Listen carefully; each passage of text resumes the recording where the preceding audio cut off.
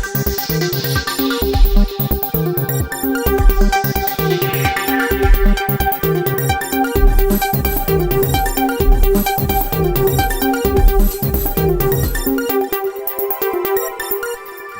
वालेकुम, आदाब, नमस्ते, सत श्री अकाल। आप सबका खैर मकदम है मानू टीवी में, जो आप तक पहुंचाएगी हर पल की अपडेट्स।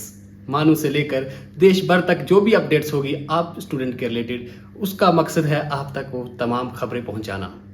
तो आज का जो वीडियो लेकर आए हैं department of mass communication and journalism, Maulana Azad national Urdu university में, जिसके जरिए हम आपको बताएंगे कि मानू हॉस्टल एडमिशन फॉर्म कैसे भरे जाते हैं। क्योंकि पिछले कुछ दिनों से बहुत सारे बच्चों को तकलीफें, परेशानियों का सामना करना पड़ रहा था। इस वीडियो में जो हम आपको जानकारी देने जा रहे हैं ये ऑथेंटिक है और ऑफिशियल लोगों से बात करके ही इस वीडियो को तैयार किया गया है। तो चलिए देखते हैं कि आप कैसे hostel admission form step by step भर सकते हैं।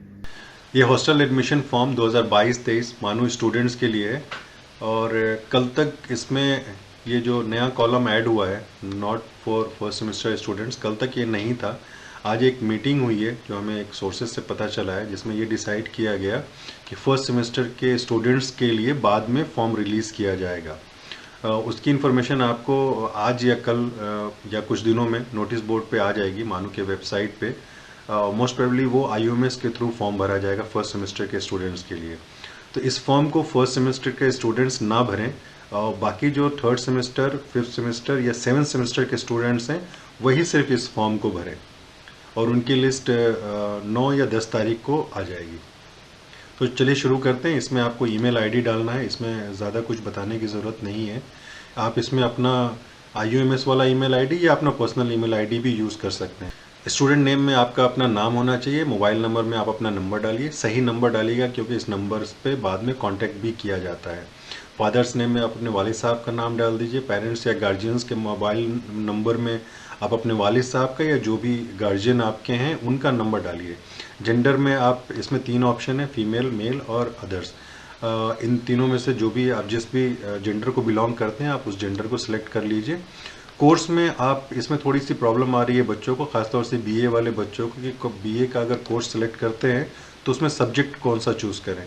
तीनों में से जो भी सब्जेक्ट आप चूज़ करना चाहें चूज़ कर सकते हैं। जैसे आपका अगर मान लीजिए अरेबिक, इंग्लिश और हिंदी है तो आप तीनों में से कोई भी सब्जेक्ट इसमें सेलेक्ट कर सकते हैं, उसमें कोई प्रॉब्लम नहीं है।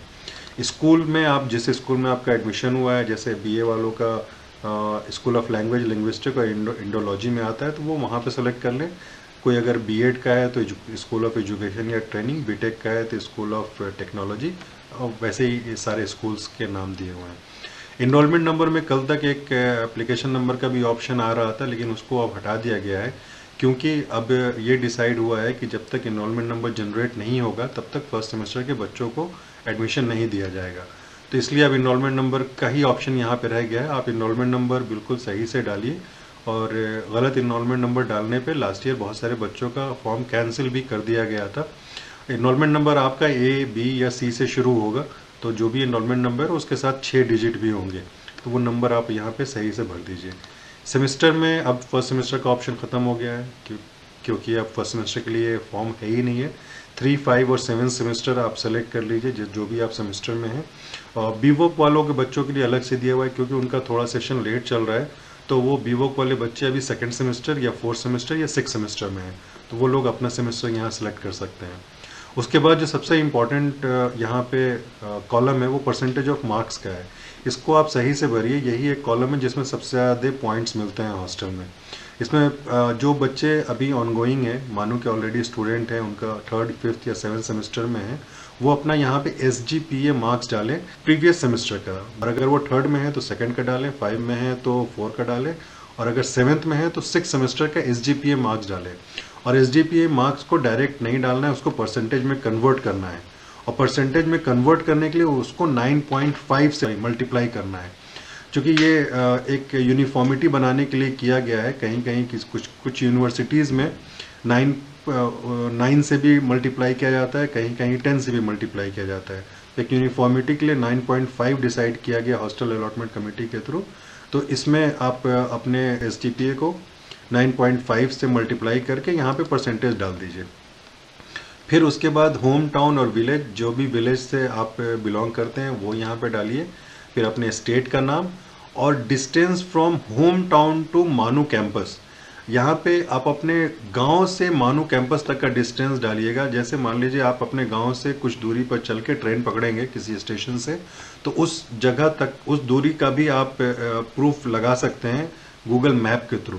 और फिर वहाँ से हैदराबाद या सिकंदराबाद रेलवे स्टेशन तक का तो आपके पास टिकट होगा, और सिकंदराबाद रेलवे स्टेशन से हैदराबाद कैंपस जो है मानू का वो 12 किलोमीटर या 15 किलोमीटर है, तो वो भी ऐड करके टोटल आप डिस्टेंस डालिएगा।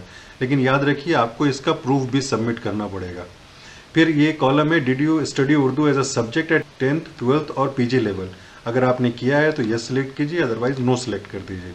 फिर उसके बाद जो कॉलम है वो एक्चुअली एमए हिंदी या इंग्लिश वाले स्टूडेंट्स के लिए है जिनको एडमिशन दे दिया गया लेकिन उनसे उर्दू सर्टिफिकेट कोर्स कंप्लीट करने के लिए कहा गया है।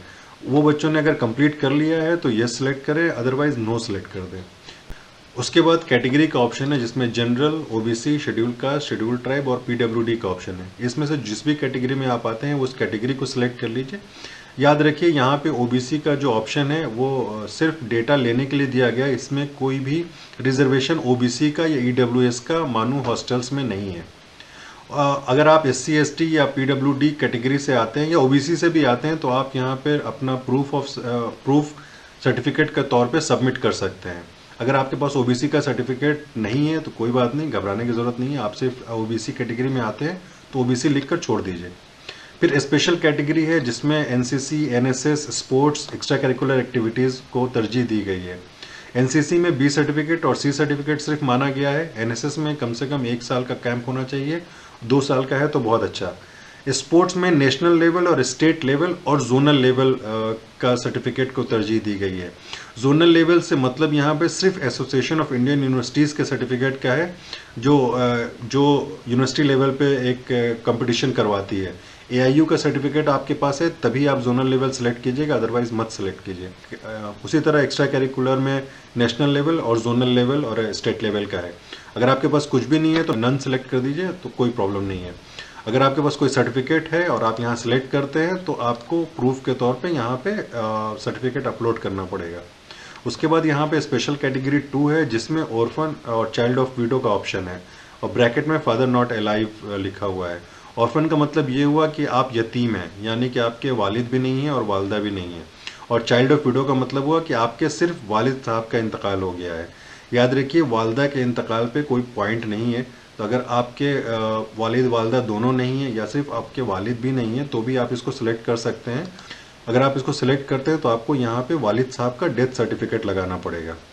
फिर उसके बाद यहाँ पे पोस्ट ग्रेजुएट कोर्स अगर आपने मानू से कुछ भी किया है तो आप इसको यस सिलेक्ट कीजिए, अगर नहीं किया है तो नो सिलेक्ट कर दीजिए।